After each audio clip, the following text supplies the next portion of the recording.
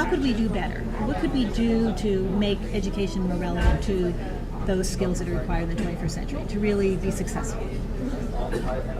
There's many ways to answer the question. I guess the easiest way is to keep up with the times. Is really to see constantly revisit the curriculum. I mean, I learned a lot of things, and I'm grateful for my education. I went through public education from kindergarten all the way up to college. And it's brought me places. So I make no doubt about that. However, there's a lot, like I said, a lot of the rigidness of it all, the standardizations and things like that. Standardization only makes people as good as the standard.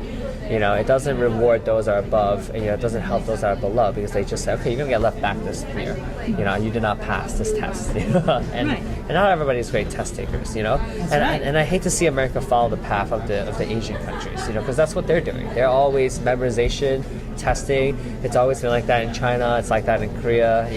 The education that we have is that it's very rigid. It's my kindergarten curriculum. It's my first grade, third grade. I got to pass the regents. I got to pass the standardized exams. I got to do this. I got to do that.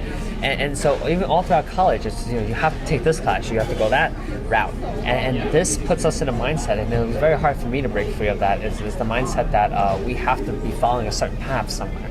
Like it's this imaginary.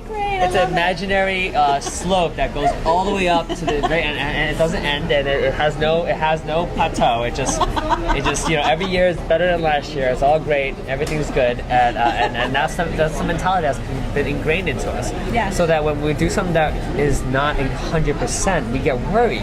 Where all of a sudden we're like, wait, I don't know what's on the other side. Mm-hmm. What do I do? And then they start asking, what do I do? What do I do? What do I do?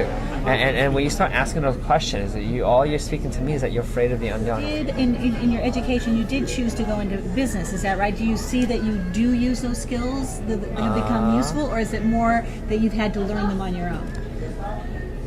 All the good stuff I learned on my own. Okay. But the framework, I cannot deny that my education in business has helped me with. It helped me understand the relationships between why do I need an accountant?